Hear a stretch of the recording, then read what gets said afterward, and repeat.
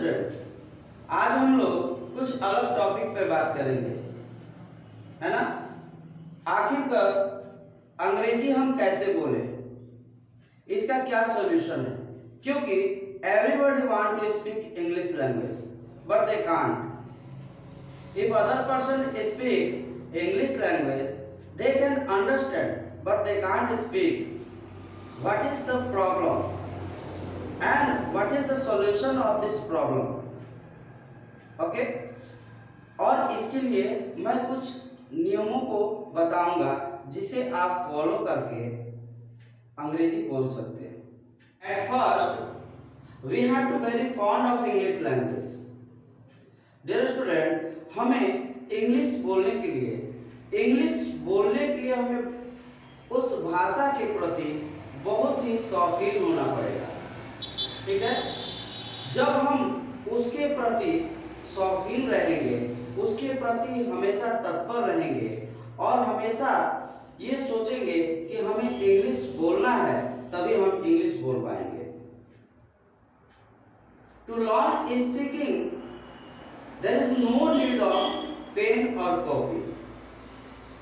My dear student, when we study then there is a need of pen or copy or notebook, but when we learn language then there is no need of pen or notebook.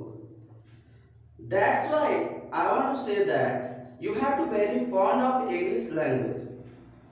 अगर आप हमेशा तत्पर रहेंगे English बोलने के लिए, हमेशा उसके बारे में सोचेंगे, है ना, और कोशिश करेंगे, तो आप इंग्लिश बोल सकते हैं। मान लीजिए आपको बंगला भाषा सीखनी है ना, और तो इसके लिए आप क्या करेंगे, आप कोलकाता चले जाएंगे और आप 6 महीने तक वहाँ किसी रिलेटिव के पास रहेंगे, तो आपको क्या होगा, ऑटोमेटिक बंगला बोलनी आ जाएगी, है ना। तो वहाँ पर आपको ना ही पेन की जरूरत पड़ी और ना ही नोटबुक, क्योंकि ये भाषा है और भाषा को सीखने के लिए ना ही पेन की जरूरत है और ना ही नोटबुक की, ठीक है।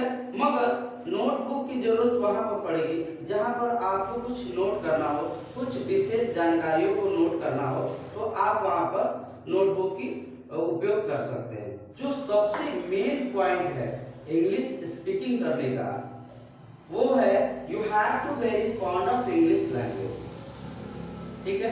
आपको शौकीन होना पड़ेगा इंग्लिश बोलने का और आपको हमेशा उसके बारे में सोचना पड़ेगा और समझना पड़ेगा, और ज़्यादा से ज़्यादा इंग्लिश वर्ड आप अपने दैनिक जीवन में यूज करेंगे, ठीक है।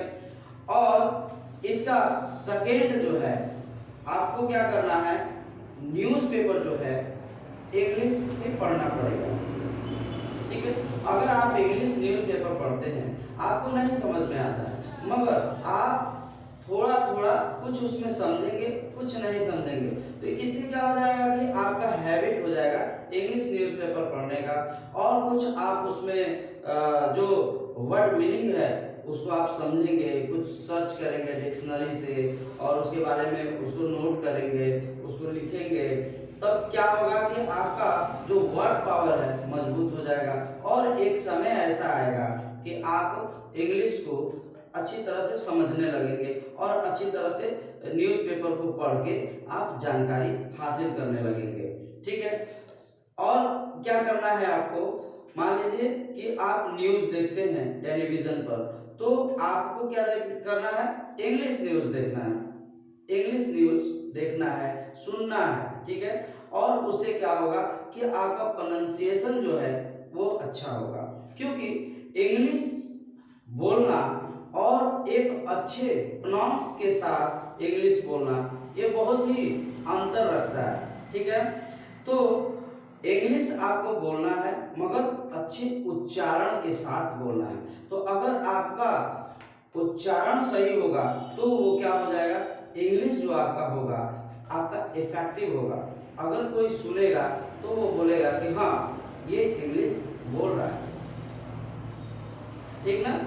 तो इसके लिए आपको न्यूज़ जो है सुनना पड़ेगा इंग्लिश में, तो इंग्लिश में जब आप न्यूज़ सुनेंगे तो क्या होगा कि आपका प्रोनाउंसिएशन जो है वो अच्छा होगा। After that there is a need of mirror practice. इसके बाद हमें मिरर प्रैक्टिस की जरूरत पड़ती है, क्योंकि मिरर प्रैक्टिस से हमें ये पता चलता है कि हम जब इंग्लिश बोलते हैं तो हमारा प्रेजेंटेशन कैसा होता है, और इसमें हम ज़्यादा से ज़्यादा प्रैक्टिस कर सकते हैं। My dear student, you have to be lunatic for English speaking, then you can speak in English language, and you have to always remember that if you want to be a good speaker, then you have to be a good listener, है ना। तो अगर कोई हमारे साथ English बोलता है तो हमें उसे भली भांति सुनना चाहिए, है ना। और जब हम उसकी बातों को सुनते हैं तो हमें कुछ उससे पॉइंट मिलता है और वो हम बोल सकते हैं, हमें स्ट्रेंथ मिलता है, ठीक है। तो इसलिए मैं ये कहना चाहता हूँ कि कोई भी भाषा हो, इंग्लिश हो, फ्रेंच हो, कोई भी भाषा हो, अगर आपको सीखना है, अगर आप बोलना चाहते हैं, then you have to practice, and you have to be very fond of that type of language. Thanks.